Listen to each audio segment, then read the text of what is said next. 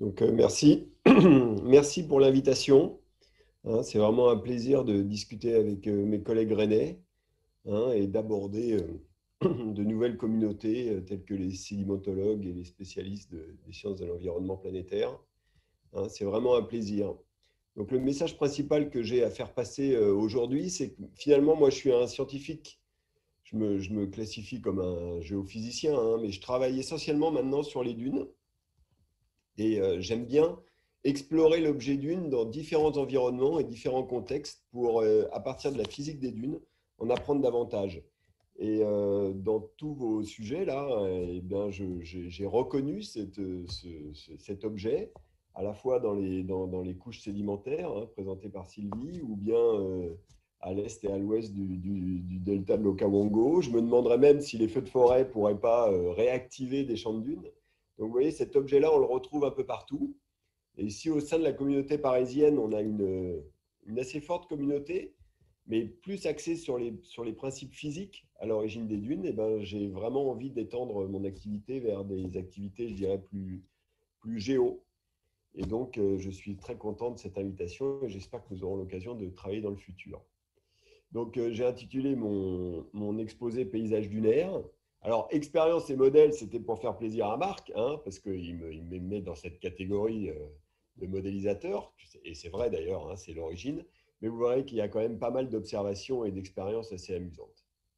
Donc, ce qui est assez agréable dans les paysages dunaires, c'est que, alors, on les retrouve un peu partout, et que finalement, sur tout corps planétaire, il suffit d'avoir une atmosphère et un peu de sédiments, mais les impacts météoritiques les produisent. Hein. Donc dès qu'il y a des sédiments fins et une atmosphère, finalement, on retrouve des paysages dunaires et que ces dunes sont vraiment un outil de planétologie comparative. Hein. Et au sein du système solaire, sur les planètes qui ont été observées, ben, on les retrouve par exemple sur Vénus, on les retrouve sur Mars et on les retrouve sur Titan. Et les dunes ne deviennent plus des objets qui sont intéressants en tant que tels, mais ça devient des marqueurs de l'activité atmosphérique et sédimentaire de ces planètes. Et donc, il y a vraiment tout un pan de l'activité dunaire qui s'oriente vers les extérieurs planétaires, et notamment sur Mars. Alors, vous avez tous vu beaucoup d'exemples, hein. Il y a vraiment de nombreuses questions autour des dunes qui se posent autour de Mars. Alors, pas seulement sur la calotte polaire. Ici, c'est un exemple de la calotte polaire où on a une immense mer de sable avec des dunes barcanoïdes. Mais souvent, dans les cratères, on retrouve ces poches, hein, ces petites amas sédimentaires où des structures dunaires se développent, des structures dunaires de différents types, hein, de type linéaire ou de type Barkhane. Nous reviendrons là-dessus par la suite. On les retrouve aussi sur un satellite de Saturne qu'on appelle Titan. Donc Titan, c'est un objet magnifique qui va faire l'objet de futures missions dans le futur. Et donc si on retrouve un peu tous les types de paysages sur Titan, on retrouve essentiellement des dunes et des dunes linéaires qui couvrent toute la ceinture équatoriale et qui peuvent s'étendre sur des centaines et des centaines de kilomètres. Donc une fois de plus, là, l'objet dune va fournir de nombreuses informations et ce qu'on apprend sur Terre va permettre de mieux contraindre ces atmosphères extraterrestres. Alors sur Terre, on les retrouve où les paysages dunaires? Ben, finalement, on les retrouve dans les paysages arides, hein, donc c'est-à-dire sur les ceintures tropicales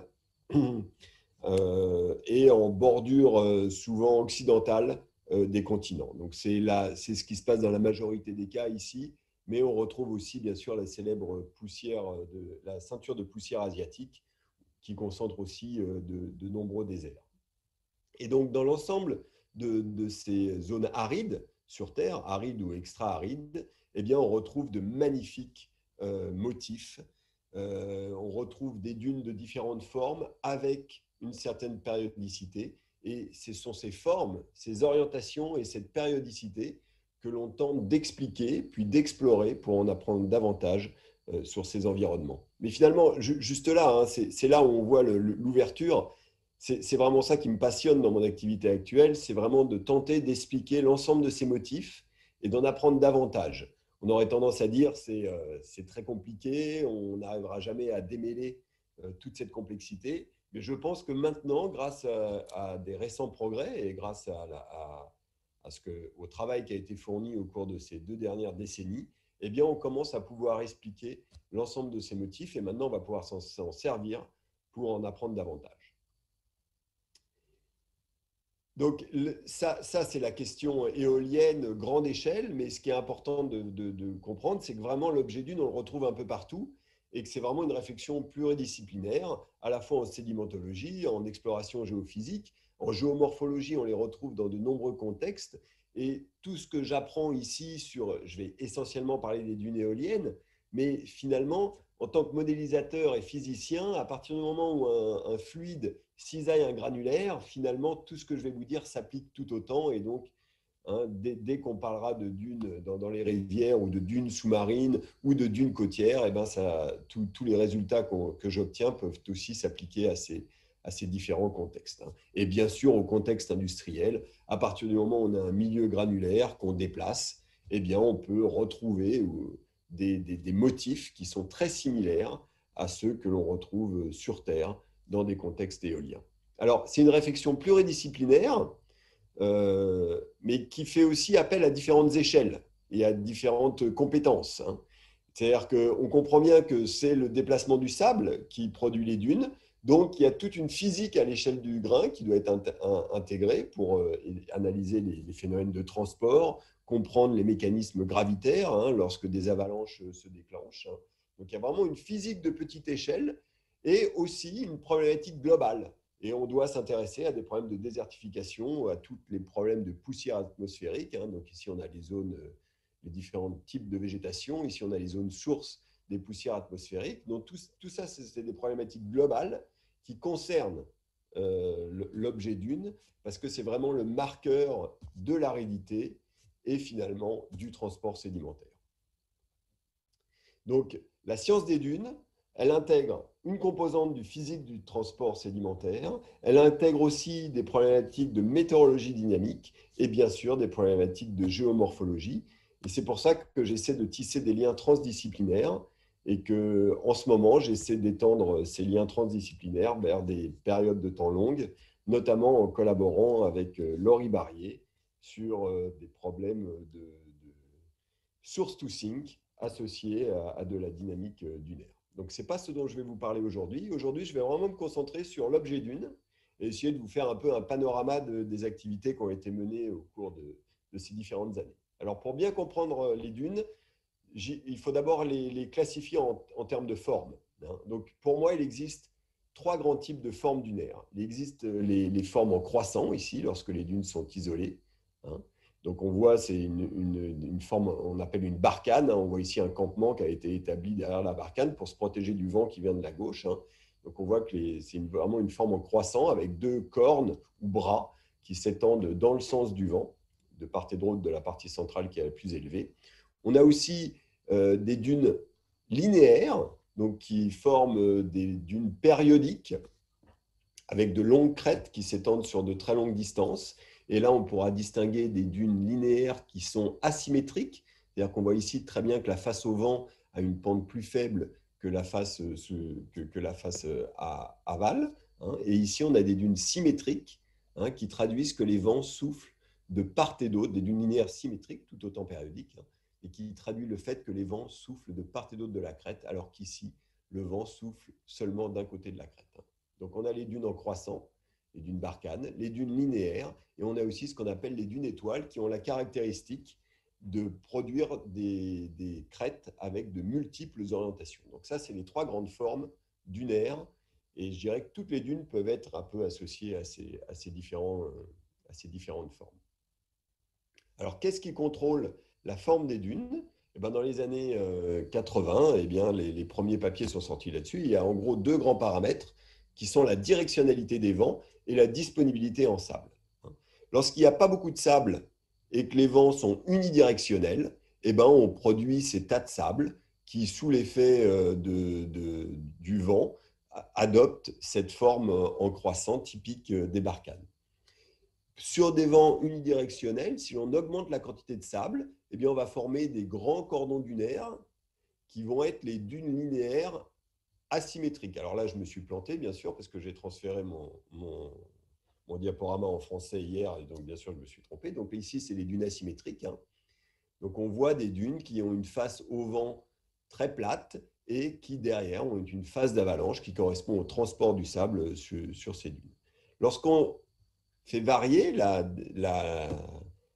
directionnalité des vents, lorsque les vents deviennent plus complexes, qui est fréquemment le cas sur Terre à cause de la saisonnalité des vents, eh bien, on peut observer différents types de dunes. Donc, si on n'a pas beaucoup de sédiments, on observe des dunes linéaires isolées, hein, qui ont typiquement cette forme de clou, là, hein, avec une tête, et on voit la direction de l'allongement dans la partie de plus en plus fine. Et lorsqu'on rajoute du sable, eh bien, on retombe sur cette forme linéaire et périodique, mais là, par contre, les dunes deviennent symétriques parce que les vents soufflent de part et d'autre. Lorsque les vents deviennent extrêmement complexes, hein, et lorsque les vents ont souvent plus de 2 directions, eh bien, on peut retrouver des dunes étoiles ou des dunes en réseau, des systèmes dunaires dans lesquels cohabitent différentes orientations. Donc ça, il s'agit de la classification en termes de forme. Maintenant, ce qui est intéressant, c'est de classifier les dunes aussi en termes d'orientation, hein. Donc chaque dune peut avoir une orientation, on peut repérer des crêtes qui ont différentes orientations. Et finalement, elles ont été classées suivant 3 catégories. Tout d'abord, les dunes transverses, si l'orientation des crêtes est perpendiculaire au vent. On a l'orientation longitudinale, si la crête est orientée avec les vents. Alors on verra plus tard que ce n'est pas vraiment les vents dont on va parler ici, hein. Parce que les vents, c'est une chose, mais le transport sédimentaire, qui est à l'origine de la formation des dunes, en est une autre, hein. Donc finalement, lorsqu'on parle de dune qui est transverse, finalement, ça va être transverse à la résultante des flux. Et lorsque l'on va traiter des régimes de vent multidirectionnels, eh bien, vous allez voir que cette résultante des flux peut varier énormément en fonction de l'intensité d'un vent d'une zone à l'autre sur Terre. Donc là, on parle vraiment d'une transverse par rapport à la résultante des flux moyennée sur des périodes de temps longues. Ici, on parle d'une longitudinale lorsque les crêtes sont parallèles à cette résultante des flux. Et on parlera d'une oblique entre les deux, les limites étant un peu vagues, hein, mais ce qui est très important, c'est de repérer cette orientation, cette classification en termes d'orientation qui se rajoute à la classification en termes de forme. Donc, pour bien comprendre l'origine de cette orientation, il y a eu des travaux dans les années 80, des travaux de Robbie et Hunter, qui ont expliqué que finalement, les dunes, et on le voit très bien lorsqu'on a un écoulement unidirectionnel, hein, tout le monde a vu des rides éoliennes ou alors des dunes à la plage, on comprend très bien que lorsqu'on a un écoulement dans une direction, eh bien, les dunes adoptent une orientation qui est perpendiculaire à l'écoulement. Alors, qu'en est-il dans des régimes de vent multidirectionnels? Finalement, c'est la même règle qui s'applique.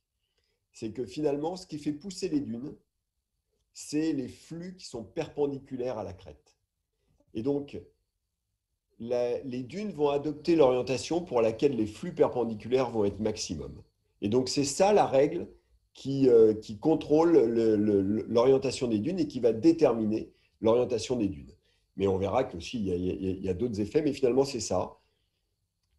Les dunes, sous un régime de vent multidirectionnel, les dunes se développent suivant l'orientation pour laquelle les flux perpendiculaires sont maximum. Et donc, on a des outils mathématiques qui nous permettent, en fonction des vents et des lois de transport, de remonter à ces orientations. Mais finalement, cette théorie a été validée, hein, par des expériences de laboratoire, par des modèles numériques, mais finalement, elle n'a jamais été validée à l'échelle des dunes éoliennes sur Terre, ni ailleurs, ni d'ailleurs dans d'autres environnements.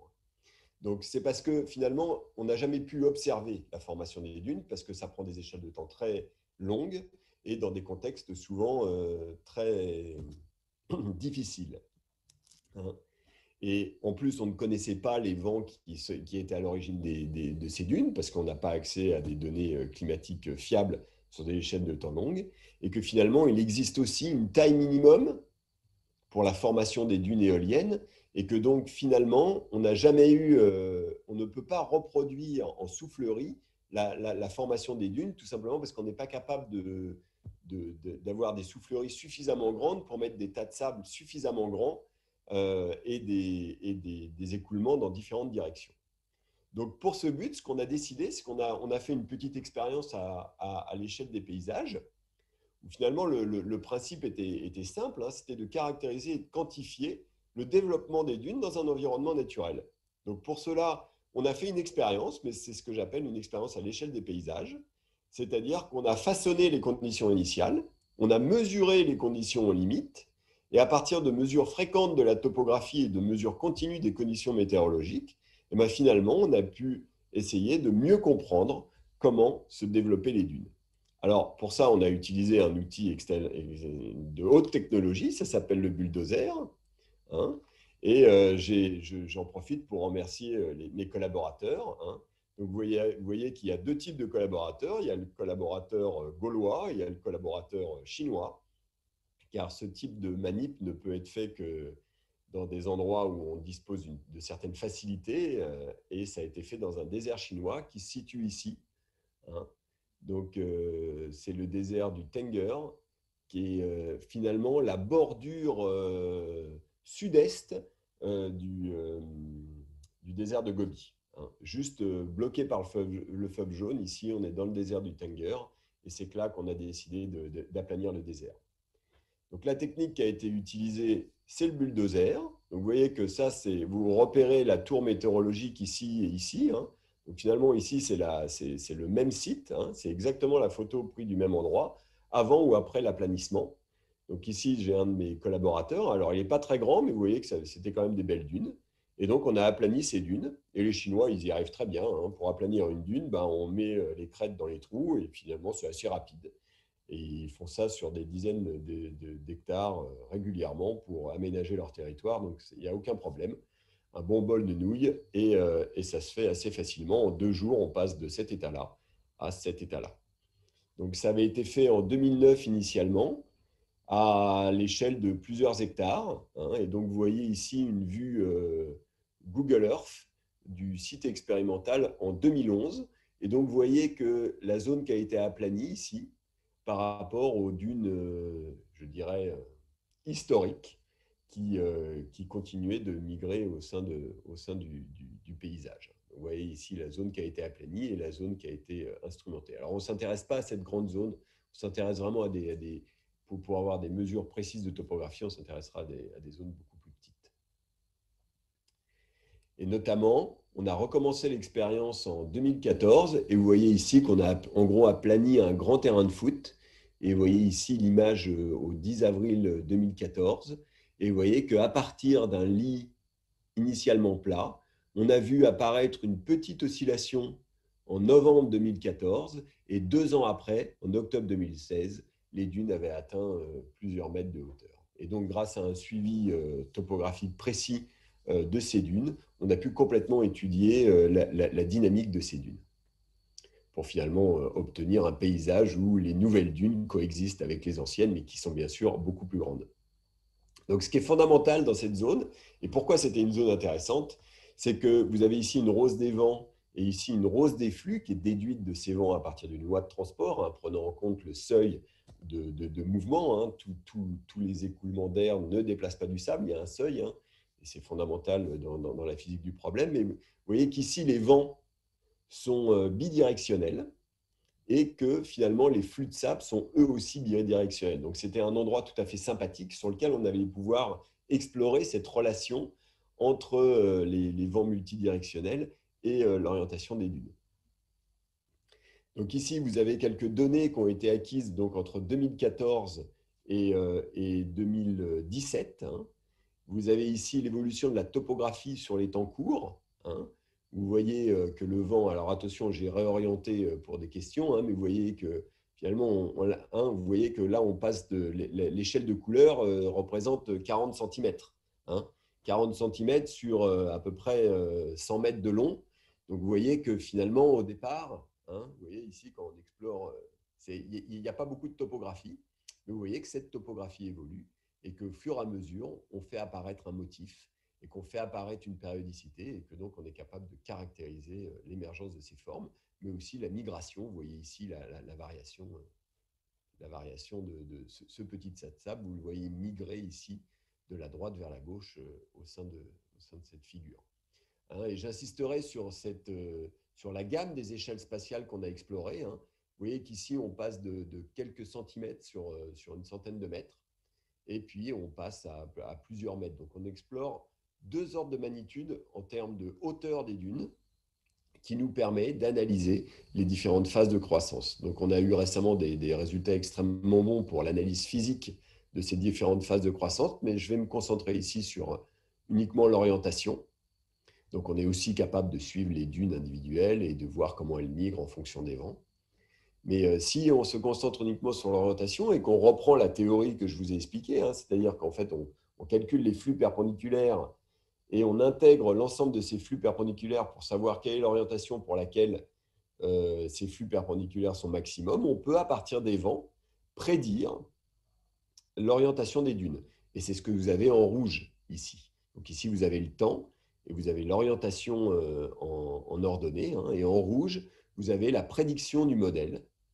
Et pendant 3 ans de données sur le site expérimental de 2009 à 2012, hein, c'était notre précédente expérience que l'on avait menée, eh bien, on voit l'évolution mesurée de l'orientation des crêtes.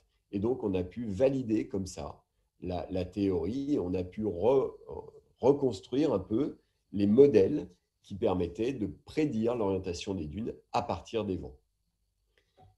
Et on a pu comme ça valider l'émergence des dunes obliques.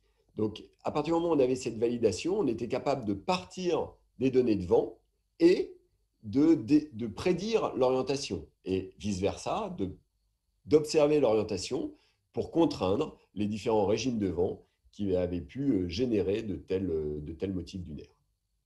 Donc un peu, ça c'est les grands résultats, et je vous invite à aller voir sur mon site web. Hein. Vous avez différents papiers qui résument tout ça. Donc ça, c'était un problème résolu. Mais maintenant, on avait quand même de comprendre on était confronté à un autre problème. Hein, parce que on était confronté, c'était en 2012 à peu près, à cette époque-là. Hein, donc, on savait que la forme des dunes dépendait de la disponibilité sédimentaire et de la variabilité des vents. Donc, ça, c'est ce que je vous ai présenté. Mais on savait que l'orientation des dunes dépendait de la variabilité des vents. Donc, normalement, tout était bon, on pouvait travailler et tout expliquer. Hein. Seulement, dans la nature, on était confronté à de telles observations. Donc là, c'est un exemple en Chine. Hein. Vous voyez qu'on observe typiquement 2 orientations de dunes au même endroit. Et donc, suivant les critères que je vous ai exposés auparavant, ça n'allait pas. Donc, soit c'est des dunes qui se sont développées à différents moments sous différents régimes de vent, soit il y a quelque chose qu'on n'avait pas compris.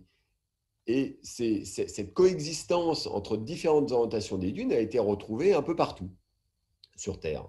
Hein. Et en plus, nos simulations numériques, et notamment dans l'étude des dunes étoiles, montraient que le même régime de vent est capable finalement Donc ici, vous avez une dune étoile à gauche, hein, un énorme tas de sable de plusieurs centaines de mètres de haut, et ici, vous avez les résultats de simulation numérique. Et donc, nos résultats de simulation numérique montraient aussi que le même régime de vent pouvait produire des crêtes dans différentes orientations. Donc, il y avait quelque chose qu'on n'avait pas compris ici. Et finalement, on a exploré ce problème grâce à des expériences sous-marines au laboratoire. Et je remercie mon collègue Sylvain Courrèges-Dupont ici. Et donc, on a fait ça avec des manips sous-marines et on a étudié des régimes de vent bidirectionnels. Donc, vous avez ici un vent fort et ici un vent faible. Alors, ce qu'on appelle vent, il faut bien comprendre comment ça se construit dans la manip. Hein. Ici, c'est en déplaçant rapidement ce plateau tournant sur lequel est déposé du sable dans un sens que l'on fait bouger le sédiment qui est posé sur la plaque. Et on ramène le plateau tout doucement, ce qui fait que sous le seuil de transport, et du coup, le sable reste au même endroit. Et c'est la répétition des mouvements rapides, qui va permettre de créer les motifs dunaires. Ce tas sédimentaire étant placé sur un plateau tournant, on peut appliquer des régimes de vent, enfin des écoulements plutôt, multidirectionnels. Et ce que je vais vous présenter ici, hein, donc là c'est à peu près une trentaine de centimètres dans la manip, hein, c'est un carré à peu près de 30 sur 30, avec 5 coups dans cette direction-là et un coup dans cette direction-là. On opère des rotations après 5 coups, etc. Vous avez ici la bissectrice. Et ce que je vais vous montrer, c'est finalement le film où on voit se former à partir d'un tas de sable des motifs dunaires. Et donc, dans ce régime de vent multidirectionnel, on voit que l'on arrive à former, et on s'y attendait assez, des dunes qui sont plus perpendiculaires au vent fort qu'au vent faible. Alors là où ça devient intéressant, c'est qu'on a changé la disponibilité en sable. Au lieu de prendre un énorme tas de sable avec une épaisseur finalement infinie au regard des dunes qui s'y développent, on est parti d'un tout petit tas de sable ici que l'on nourrit régulièrement. Et donc finalement, on a ici, on a non plus un tas de sable, mais une source localisée. Et ce que l'on voit, c'est que lorsque les dunes se développent à partir d'une source localisée de sédiments, et bien finalement, on obtient un autre type de dune. Donc là, ce ne sont plus des dunes périodiques. On peut aussi dire que c'est une dune linéaire, mais ce qui est fondamental, c'est que l'orientation de cette dune est différente.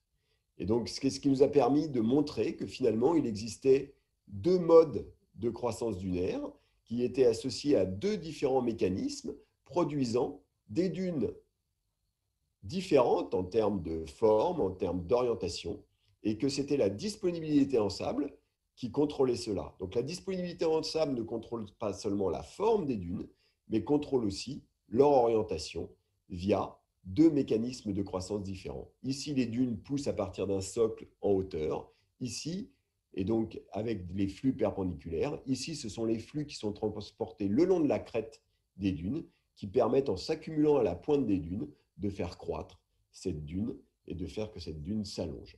Donc, ce qui est très important, c'est que la disponibilité en sable et la variabilité des vents contrôlent non seulement la forme, mais aussi l'orientation. Et donc maintenant, finalement, on avait... Alors, ceci a été vérifié au laboratoire, a été vérifié numériquement, où ici, on a l'analogue numérique de ce que je vous ai présenté via des expériences auparavant. Et ce qui est très intéressant avec le numérique, c'est qu'on peut répéter toutes ces expériences dans l'ensemble pour tous les régimes de vent possibles et que l'on est capable, comme ça, d'obtenir toute la gamme des formes et d'orientations dunaires différentes. Donc, ce qui est très intéressant, c'est que maintenant, on peut partir des vents et finalement prédire les flux à partir d'une loi de transport et à partir de ces flux, de prédire les orientations. Et c'est un exercice qui a été fait ici au Mali. Et vous voyez que les orientations prédites dans les zones de forte disponibilité en sable et en bleu et les orientations prédites dans les zones de faible disponibilité en sable sont très concordantes. Et on peut répéter cette analyse, par exemple, dans la péninsule arabique, à différentes échelles, où on retrouve une fois de plus ce bon accord entre les orientations prédites à partir des vents et les orientations observées. Exactement de même dans le désert du Taklamakan. Donc la question qu'on peut se poser, c'est pourquoi ce type d'observation n'a pas été faite auparavant. Alors je me rappelle plus ce que j'ai fait comme ce qu'il y a. Ah oui, donc, et ça peut s'appliquer le long des fleuves de sable et à travers tout le transport sédimentaire continental pour vérifier qu'il y a une bonne adéquation entre les orientations observées et les orientations prédites. Et tout ce travail a été fait, mais il reste encore beaucoup à faire dans chacune de ces zones pour mieux comprendre comment se développent ces différents systèmes dunaires. Par exemple, autour du Tibesti, là où on a été capable, à partir d'un paramètre qui mesure le taux de croissance des dunes, de distinguer entre les dunes en croissant et les dunes linéaires en fonction des écoulements le long de ce massif montagneux. Et finalement, ce qui est intéressant de voir aussi, on parle de paysage dunaire, c'est d'avoir le retour de terrain. Et donc, ici, ici, vous voyez 4 photos. Donc ça, c'est la photo dont s'est servi Marc pour montrer sur le site web. Vous voyez que donc, les photos sont prises d'un drone à partir du point rouge ici. Vous voyez très distinctement, on distingue très distinctement à partir de cette photo Google Earth les différentes orientations. Et vous avez ici, c'est moi qui donne l'échelle. Et vous voyez un peu les structures dont on est en train de parler. Et donc, vous voyez ici, c'est une vue quand je pars du point rouge et je regarde vers le nord. Vous voyez la morphologie des dunes. Et ici, c'est la morphologie des dunes quand on regarde vers le sud. Je peux vous dire que quand vous êtes sur le terrain, vous ne voyez rien. et que c'est vraiment cette analyse je dirais, de télédétection qui permet de développer toute cette analyse. Ici, vous avez une vue vers le sud-est, hein, et vous voyez très bien qu'au départ, bon, bah, il y a ces dunes qui sont plutôt transverses, hein, donc perpendiculaires, et puis vous avez après des dunes longitudinales qui sont plus alignées avec la résultante des flux, hein. On retrouve ces deux structures ici. Donc voilà, donc, ce qui est très important, c'est que maintenant on dispose de tout ce contexte théorique nous permettant d'étudier la forme, l'orientation et la dynamique des dunes et d'utiliser ce contexte théorique dans différents environnements planétaires. Et donc, c'est finalement ce que je veux faire, hein. Et on l'a déjà fait pour étudier l'interaction entre des buttes résiduelles et des dunes au Niger, hein. Et vous voyez la formation d'accumulation et la formation de ces dunes linéaires en aval de ces buttes résiduelles. Il y a aussi d'autres challenges. On a aussi fait ça dans le désert du Kumtage, là, en Chine, hein, pour étudier des dunes râteaux qui présentent une belle asymétrie entre un côté exposé au vent fort qui est très lisse et un autre côté qui présente une certaine rugosité périodique, hein. Et ça, on a réussi à montrer que c'était la coexistence des deux modes de croissance dunaire qui étaient à l'origine de ce motif, hein. C'est-à-dire que ce sont les motifs superposés se développant sur les dunes elles-mêmes qui incisent, mais comme ils migrent de manière asymétrique, ils incisent seulement un côté, et c'est ça qui produit cette belle périodicité ici, observée sur le terrain. Et bien sûr, on pourrait investir de nouvelles thématiques, et notamment confronter les paysages dunaires en présence de végétation, hein. Donc, vous avez ici ce qu'on appelle une dune parabolique, hein. Vous voyez que le vent, finalement, nous vient dans la figure ici et que, finalement, cette dune a aussi une forme en croissant, mais au lieu que les cornes soient orientées le long du vent, elles sont orientées face au vent, hein, tout simplement parce que la végétation, en colonisant les bancs de sable, a stabilisé ces bancs de sable. Bon, notre compréhension et nos modèles numériques permettraient d'analyser aussi ce type de système. Pardon, hein. Ah, c'est pas le bon ordre, c'est pas grave, hein, mais vous voyez qu'on pourrait aussi utiliser les dunes, les modèles numériques pour analyser la transition entre les dunes Barkhane et les dunes paraboliques. Donc, ce qui est très intéressant, c'est qu'on pourrait faire ça dans des zones variées, dans lesquelles les régimes de vent sont multidirectionnels, pour par exemple explorer toute la diversité de ces motifs dunaires. Et donc, vous voyez ici que, ici c'est pareil, hein, c'est une photo qui est prise à peu près d'ici, là, sur une de ces dunes. Et cette photo-là regarde le motif transverse, et on voit bien donc ici cette orientation-là, qui est cette orientation est-ouest, avec ses phases d'avalanche. Alors que si on se retourne et qu'on regarde vers le sud, eh bien on voit finalement ces longues dunes linéaires qui sont finalement des crêtes. La dune est complètement inactive en son centre, mais juste la crête de la dune est active et permet le transfert du sédiment le long de cette crête. Donc vous voyez que les différents modes de croissance dunaire sont associés à différents types, et ces deux types de dunes sont aussi différents agents de transport qui permettent donc de mieux contraindre l'ensemble des flux sédimentaires finalement à l'échelle des mers de sable que l'on est en train de regarder. Et donc, c'est toute cette dynamique globale que l'on essaie de mettre en place, notamment avec Laurie Barrier à l'Institut de physique du globe, pour essayer de relier cette physique élémentaire de la dune à des problématiques plus globales de transport sédimentaire.